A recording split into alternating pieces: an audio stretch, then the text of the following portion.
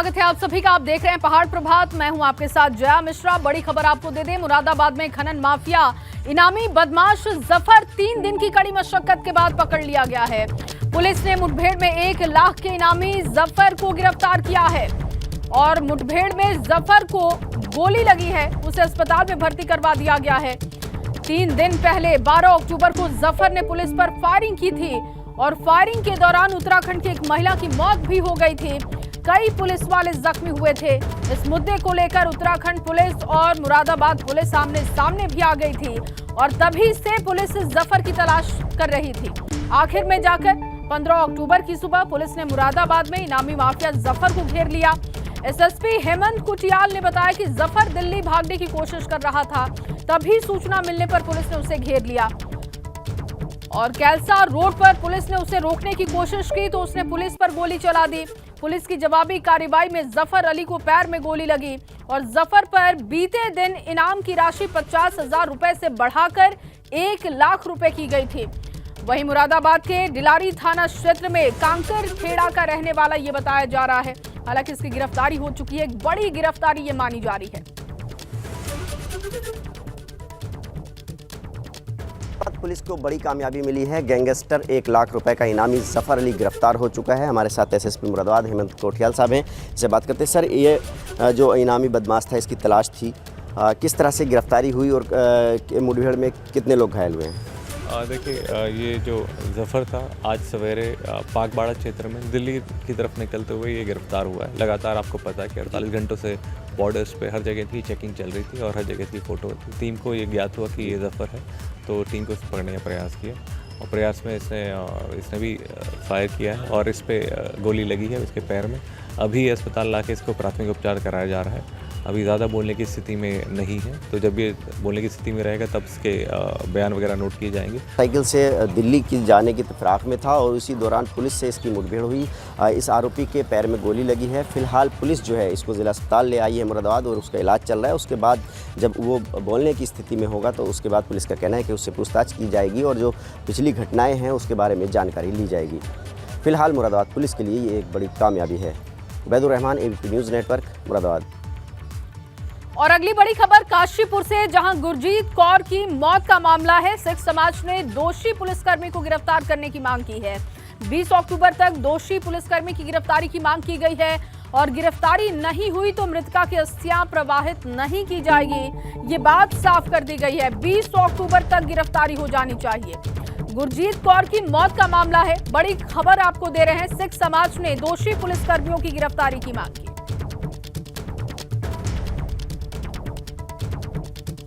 यह निर्णय लिया गया है, यह निर्णय हमारा कि पीड़ित परिवार गुरप्रीत कौर के परिवार के साथ बातें की हैं।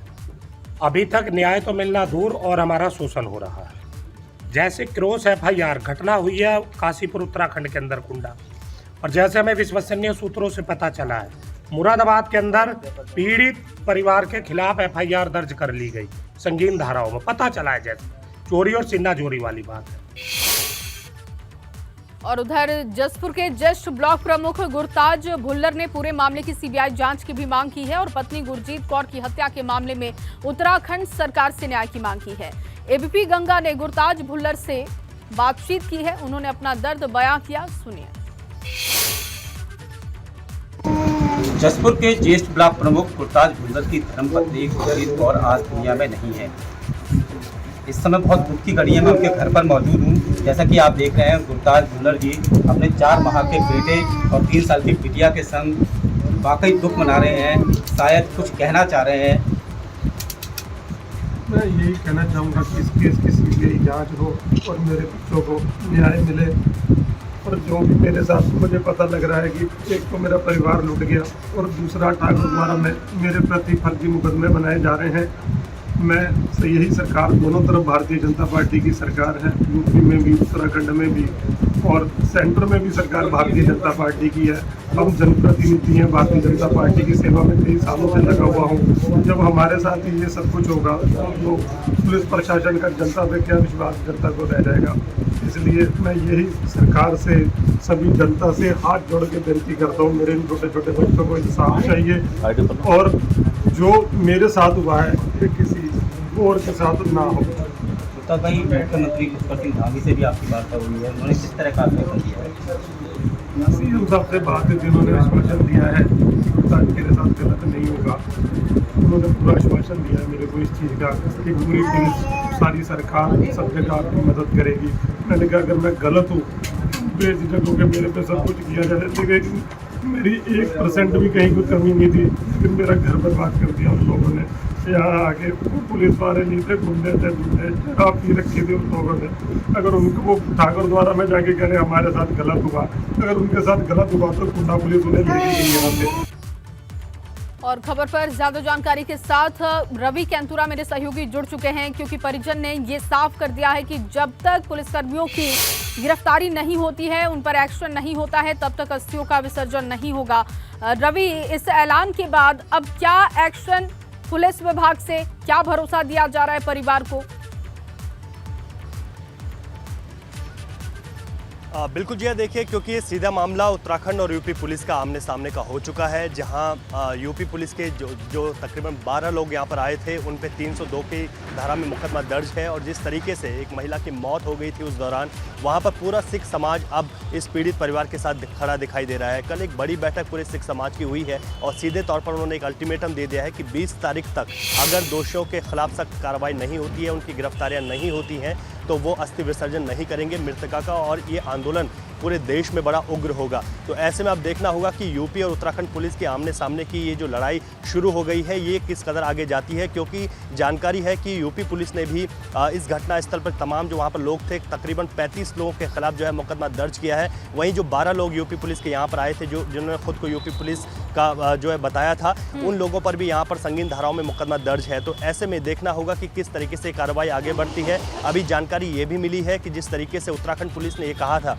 कि उनको पहले कोई भी आमद नहीं कराई गई, कोई भी जानकारी उनको यहाँ पर आने की नहीं दी गई, उसी दौरान जो यूपी पुलिस है वहाँ उनकी ओर से जवाब दिया गया है कि उनके द्वारा 3 बार फ़ोन कॉल किए गए थे। ऐसे में अब उनको भी दिखाना होगा कि कहाँ पर ये फ़ोन कॉल किए गए थे, और वहीं उत्तराखंड पुलिस को भी ये दिखाना होगा कि किस तरीके से क्या आमद कराने के लिए पहले सूचना दी गई थी, और अगर सूचना दी गई थी तो उत्तराखंड पुलिस वहाँ पर फिर उनके साथ क्यों नहीं थी, या फिर यूपी पुलिस इस मसले पर जो है कुछ दूसरी ओर घुमाने की कोशिश कर रही है। ऐसे में अगर देखा जाए तो पीड़ित परिवार के साथ पूरा सिख समाज इस समय उनके साथ खड़ा है, और ऐसे में जो मृतका के अस्थि विसर्जन की जो बात की गई है, 20 तारीख तक का जो अल्टीमेटम दिया गया है, उसमें सीधे तौर पर देखा जा रहा है कि अगर कोई बड़ी कार्रवाई 20 तारीख तक नहीं होती है तो ये आंदोलन उग्र हो सकता है। पूरा सिख समाज और जो घटना स्थल है वहाँ पर जो तमाम जो लोग मौजूद थे, वहाँ के जो स्थानीय लोग हैं, वो इस समय पीड़ित परिवार के साथ वहाँ पर मौजूद हैं। इसके साथ ही सरकार से भी गुहार लगाई है कि सरकार की ओर से इसमें सीबीआई जांच की जाए, सीबीआई जांच को इसमें आगे बढ़ाया जाए, ताकि इस पर जो है पुख्ता सबूत और तमाम जो चीज़ें हैं जो कि स्पष्ट नहीं हो पा रही वो स्पष्ट हो सके। कैसे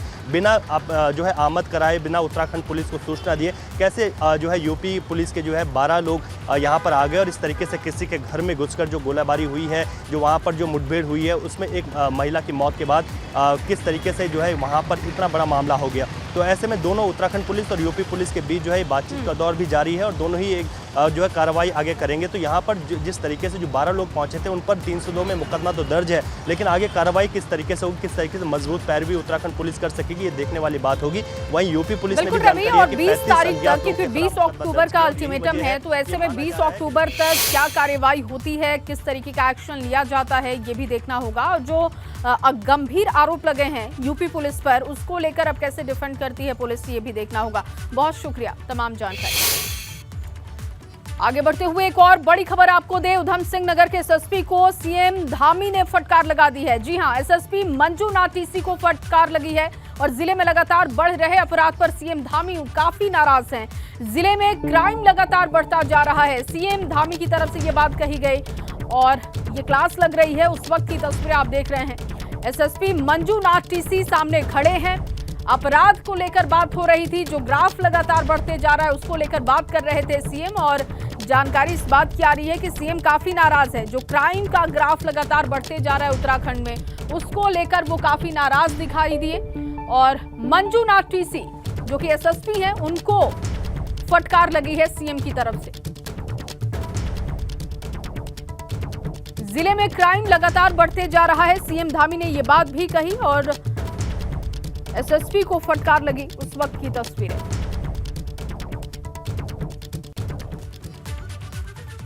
और वहीं सीएम धामी का खटीमा दौरे का दूसरा दिन सुबह 11 बजे चंपावत के टनकपुर पहुंचेंगे सीएम। रोजगार मेले का यहां पर उद्घाटन आज होने वाला है।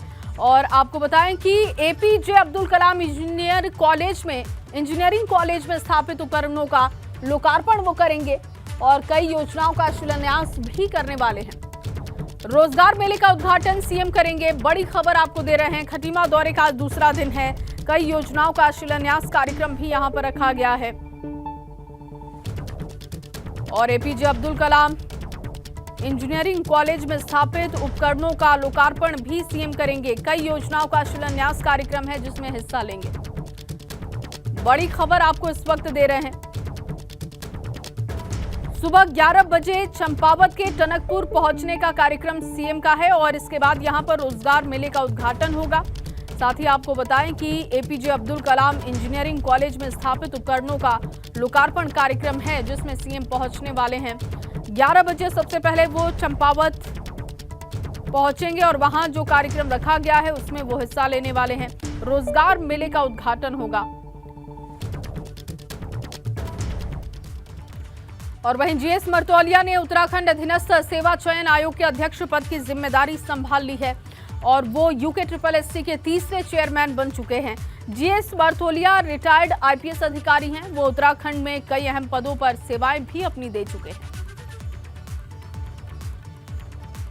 चुनौती है और इस चुनौती से लड़ना उससे बड़ी चुनौती है और उससे बड़ी चुनौती है कि हम इस अधीनस्थ कर्मचारी चयन आयोग का विश्वास लोगों में फिर पैदा करें। और यूके के नए चेयरमैन की नियुक्ति पर पूर्व सीएम त्रिवेंद्र सिंह रावत का बयान सामने आया है। त्रिवेंद्र सिंह रावत ने कहा कि आयोग को भंग कर दिया जाए या किसी योग्य व्यक्ति को अध्यक्ष पद पर बिठाया जाए। मेरा वक्तव्य या तो पूरा नहीं प्रसारित हुआ या आधा अधूरा प्रसारित हुआ।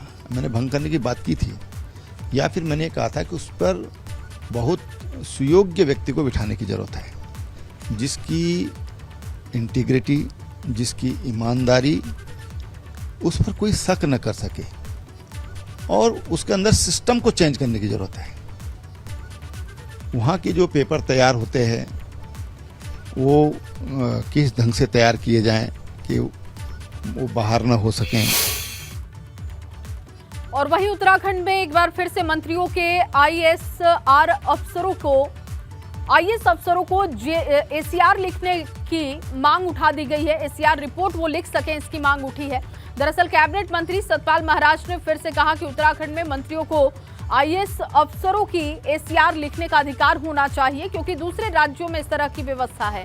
उधर शहरी विकास मंत्री प्रेमचंद अग्रवाल भी ऐसी मांग उठा रहे हैं। केवल मंत्री को रिव्यू का अधिकार मिलना चाहिए, ये बात हमने ऊपर तक भी कही है और मैं बार बार इसके लिए कहता हूं क्योंकि इसके लिए मैं समझता हूं एक्सेलेंस लाने के लिए, अच्छी गवर्नेंस के लिए बहुत आवश्यक है कि इसका लिखा जाए। मेरी चर्चा हुई थी वीके सिंह जी से, तो जनरल साहब ने ये कहा था कि 25 साल से हम सीआर लिख रहे हैं, हमने किसी की सीआर खराब नहीं की, परंतु ये डेटरेंट होता है। आदमी को ये रहता है कि भाई मेरी सीआर लिखी जाएगी। किसी भी प्रदेश के लिए मंत्री और अधिकारी मेरे हिसाब से एक स्कूटर के दो पहिए हैं और आगे का पहिया चलता है, पीछे का ऑपरेट ना करे। पीछे का पहिया यदि चलने की स्थिति में आगे वाला ना चले तो स्कूटर नहीं चल पाएगा। तो मेरा मानना है कि सही दिशा में अधिकारी और मंत्रीगणों के मार्गदर्शन में चलें तो शायद इस प्रदेश का अच्छा विकास हो सकता है।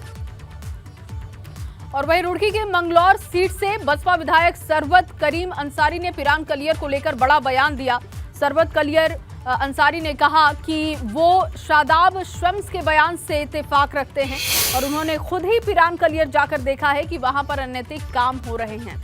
तो देखिए, ये बड़ा बयान शादाब शम्स के दावे के बाद किया गया है। पिरान कलियर में अनैतिक काम हो रहे हैं, सरवत करीम ने ये बयान दिया है और उन्होंने कहा कि वो इत्तेफाक रखते हैं शादाब शम्स के बयान से। दरअसल शादाब शम्स ने ये बात कही थी कि पिरान कलियर में अनैतिक काम हो रहे हैं, देह व्यापार का काम किया जा रहा है और इस पर एक्शन लेने की जरूरत है। मैं वहाँ पर जो देखा कलियर के अंदर, वहाँ वेश्या प्रवृत्ति है वहाँ पेश पड़ती है, वहाँ स्मैकर हैं, वहाँ जुआ चल रहा है। मैं खुद पकड़ा है, मेरे शैडो ने पकड़ा और मैंने उसको थाने में दिया और थाने में उसका चालान हुआ। तो वहाँ जुआ भी खिल रहा है, वहाँ शराबी भी पी जा रही हैं, वहाँ जो है देह व्यापार भी हो रहा है, वहाँ सब काम हो रहे हैं। इसे जो है ख़त्म करने का काम है। चेयरमैन साहब का समर्थन करता हूँ। खबरों में आगे बढ़ेंगे। जितेंद्र नारायण त्यागी लव जिहाद को लेकर यात्रा निकाल रहे हैं और इसी कड़ी में उन्होंने हरिद्वार में हर की पैड़ी पर गंगा पूजन कर यात्रा की शुरुआत की है। हरिद्वार से शुरू होने वाली यात्रा बद्रीनाथ तक पहुंचेगी और इसमें जितेंद्र त्यागी के साथ कुछ साधु संत भी मौजूद होंगे। बद्रीनाथ भगवान के दर्शन करने जा रहा हूं अपने साथियों के साथ, संतों के साथ में, और इसका एक लक्ष्य है। हाँ, एक देश एक कानून होना चाहिए। तरह तरह के कानून, विशेष तौर पर जो शरीयत के कानून हैं या और दूसरे कानून हैं, वो हमारे देश को खोखला कर रहे हैं और तोड़ रहे हैं। खबर पौड़ी से, जहां पौड़ी पहुंचे गढ़वाल कमिश्नर सुशील कुमार ने रेल परियोजना को लेकर अधिकारियों को अहम निर्देश दिए और इस दौरान गढ़वाल कमिश्नर ने रेल परियोजना की प्रगति के बारे में जानकारी ली। रेल लाइन निर्माण की वजह से लोगों के घरों में आ रही शिकायतों को लेकर अधिकारियों को निरीक्षण करने के निर्देश भी दिए गए। निरीक्षण में भू विशेषज्ञों को शामिल करने के भी निर्देश है। लोगों का कहना है कि रेलवे के कारण उनके जो आवास हैं, मकान हैं या अन्य संसाधन है वो प्रभावित हो रहे हैं, तो उसमें कुछ गतिरोध उत्पन्न हुआ था। हमने ये निर्णय लिया है कि एक तृतीय पार्टी, एक थर्ड पार्टी उसका इन्वेस्टिगेशन कराया जाए, जांच करवाई जाए और उसके बाद शीघ्रता से वो जांच करा के। और वहीं केंद्र सरकार की अमृत सरोवर योजना अल्मोड़ा जिले में धरातल पर उतरने लगी है और जिले में अब तक 36 अमृत सरोवर भी बन चुके हैं, जबकि अन्य सरोवर बनाए जाने का काम हो रहा है। जिले भर में कुल 79 अमृत सरोवर बनाए जाने हैं। जिला विकास अधिकारी ने कहा कि कुल 79 सरोवर में अब 36 सरोवर बनकर तैयार हो चुके हैं और बाकी सरोवरों को दिसंबर तक बनाए जाने का लक्ष्य तय किया गया है। 79 सरोवर हम लोगों ने आइडेंटिफाई किए थे, जिसमें से हमने 36 सरोवर हमारे कंप्लीट हो गए हैं और बाकी हमारे सरोवर जो है, जो अभी रनिंग में चल रहे हैं, वो हमारे दिसंबर तक की डेडलाइन है, हम उसमें पूरा कर लेंगे। इस अमृत सरोवर से एक काफ़ी अच्छा रिजल्ट आ रहा है कि जो प्राकृतिक वर्षा जल है उसको हम संरक्षित कर पा रहे हैं। और पिछले दिनों हुई बारिश की वजह से अल्मोड़ा में किसानों की फसल को काफी नुकसान पहुंचा है। खेतों में खड़ी फसल को बारिश ने पूरी तरीके से बर्बाद कर दिया। बारिश की वजह से किसानों की कई महीनों की मेहनत पर पानी फिर चुका है, जिसकी रिपोर्ट शासन को भेजी जा रही है। तस्वीरें आपके सामने हैं। बारिश की वजह से किसानों को बड़ा नुकसान पहुंचा है, जो और पिछले दिनों बारिश हुई उसकी वजह से फसल पूरी तरीके से बर्बाद हो चुकी है। हालांकि अब रिपोर्ट तैयार की जा रही है, शासन को भेजने की तैयारी है कि किसानों को जो नुकसान पहुंचा है कम से कम सरकार उसकी भरपाई कर दे। 5 दिनों की बारिश हुई लगभग और बारिश में बहुत ही नुकसान हो गया हमारा। अब हम लोग तो इसी पर डिपेंड करते हैं कि हमारी खेती पाती हो, साल भर का खाना हो जाता है। धान हमारे आधे पानी में डूब गए, उसी में अंकुर आ गया है पानी की वजह से, और भट्ट जो मांस होते हैं, बहुत होते हैं, जो ये सब सड़ गए हैं। और इसी खबर के साथ इस बुलेटिन में बस इतना ही। आप बने रहिए एबीपी गंगा के साथ।